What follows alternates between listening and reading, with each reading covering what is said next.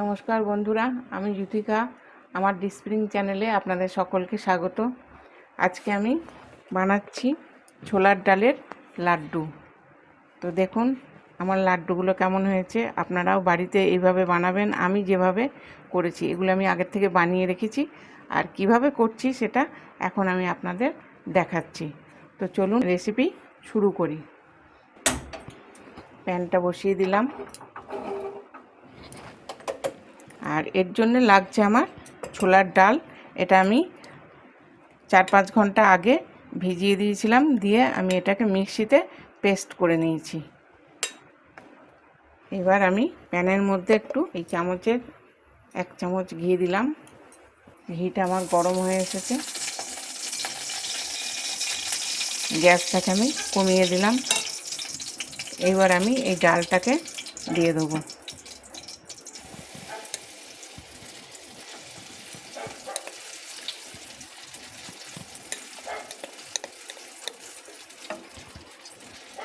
ডালটাকে আমি এর মধ্যে দিয়ে দিলাম। এবার এটা আমি নাড়বো আস্তে আস্তে। এর মধ্যে আমি একটু নুন দিয়ে দেবো, সামান্য একটু নুন আমি দিয়ে দিলাম। নুনটা দিলে এর মিষ্টির ব্যালেন্সটা ঠিক থাকবে আর খেতেও ভালো লাগবে। এইভাবে ডালটাকে নেড়ে নেড়ে আমাকে একটু শক্ত করে নিতে হবে। গ্যাসটা আমি আরেকটু বাড়িয়ে দিচ্ছি। এটা খেতে খুবই ভালো লাগে।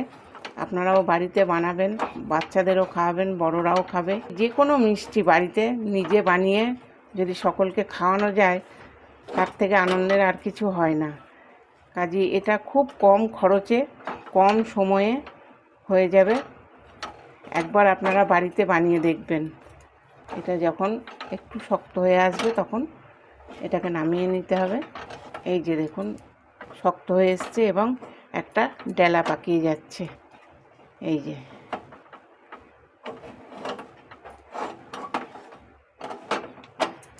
এই সময় গ্যাসটাকে একদমই কমিয়ে দিতে হবে, দিয়ে এটাকে নামিয়ে নিতে হবে। একদমই শক্ত হয়ে গিয়েছে এটা। গ্যাস আমি অফ করে দিলাম।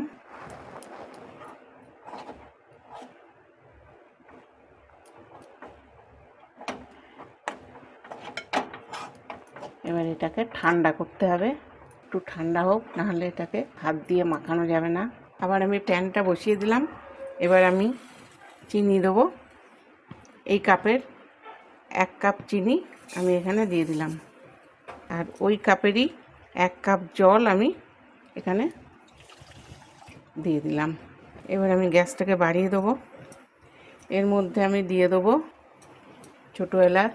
এবার এটা চিনিটা যতক্ষণ না গলবে ততক্ষণ এটাকে নাড়তে হবে। এটা কোনো একতার বা দুতারের কোনো দরকার নেই। এই রসটা, চিনিটা গলে গেলেই এই রসের মধ্যে ডালটাকে দেয়া যাবে।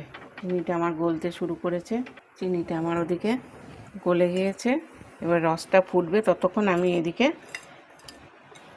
এই যে ডালটা ঠান্ডা হয়ে গিয়েছে।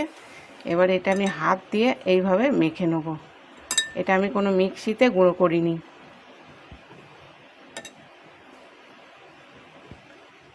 এইভাবে হাত দিয়ে দিয়ে মেখে নেব।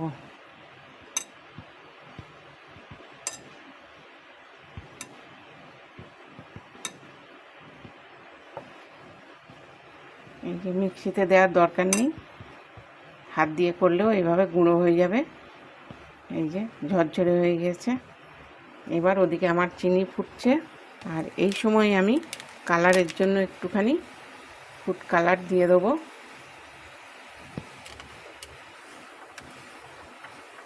এইবারে আমি এইগুলোকে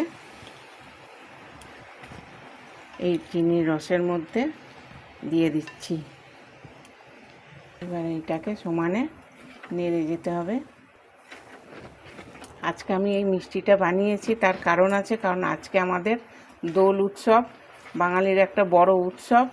আর আজকের দিনে ঘরে মিষ্টি থাকবে না তা তো হয় না।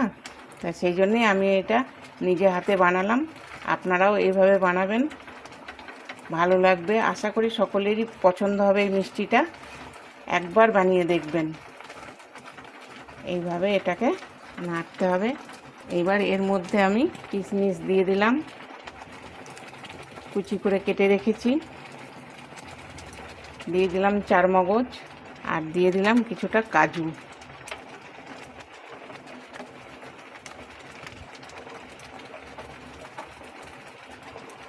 এইবার এটাকে নেড়ে নেড়ে আরও জমাট বাঁধতে হবে এটাকে। এটা কাজু কিশমিশটা একটু বেশি করে দিলে খেতে ভালো লাগে। আপনারা আপনাদের পছন্দ মতো দেবেন, না দিলে নাও দিতে পারেন, কিন্তু দিলে একটু খেতে ভালো লাগে। আর একটু ঘি আমি এর মধ্যে দিয়ে দিলাম। ঘিটা পছন্দ মতো, যদি মনে করেন যে আর একটু দেবেন দিতে পারেন। তবে ঘিটা একটু দিলে নাড়ুটা খেতেও ভালো লাগে, গন্ধটাও ভালো লাগে, স্বাদটা এর ভালো হয়। আর এরপরে আমি এইবার দেবো একটু গোলাপ জল, সেন্টের জন্য গোলাপ জলটা দিলাম। দেখেছেন তো এবার কতটা শক্ত হয়ে এসছে, আর একটু শক্ত হবে, তারপরে আমি এটাকে নামিয়ে দেবো। ঘরে থাকা উপকরণ দিয়ে খুব সহজেই এই নাড়ুটা হয়ে যায়, সরি নাড়ু না, লাড্ডু এটা। এই যে দেখুন আস্তে আস্তে আমার এটা ছাড়তে লেগেছে। এইভাবে নেড়ে নেড়ে নেড়ে নেড়ে এটাকে আরেকটু শক্ত করতে হবে। ব্যাস, এটা আমার হয়ে গেল। আমি এবার গ্যাসটাকে অফ করে দিলাম। এবার একটু ঠান্ডা হতে দিতে হবে। এবার আমি হাতে একটু ঘি নিয়ে নিলাম, নিয়ে এইবার আমি লাড্ডুগুলোকে পাকিয়ে নেব।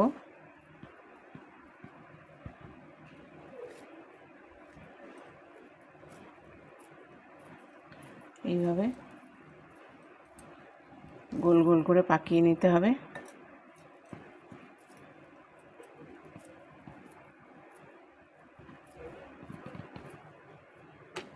আবার একটু ঘি নেব হাতে।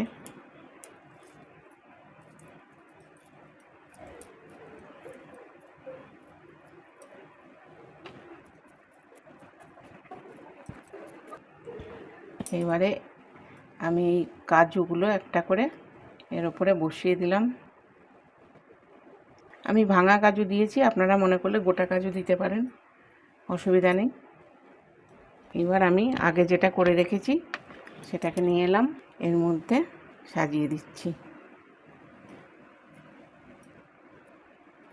হয়ে গেল আমার ছোলার ডালের লাড্ডু। তো দোলের দিন ঘরে মিষ্টি থাকবে না তা তো হয় না, তাই এই রকম আমি যেমন বানিয়েছি এরকম করে আপনারাও বানিয়ে ফেলুন, তাহলে সকলকে খাওয়াতে পারবেন এবং নিজেও খেতে পারবেন, এবং সবাই যদি প্রশংসা করে তাহলে আবার বারবার বানাতেও পারবেন, বানাতে ইচ্ছাও করবে। তো আজকে এই পর্যন্তই।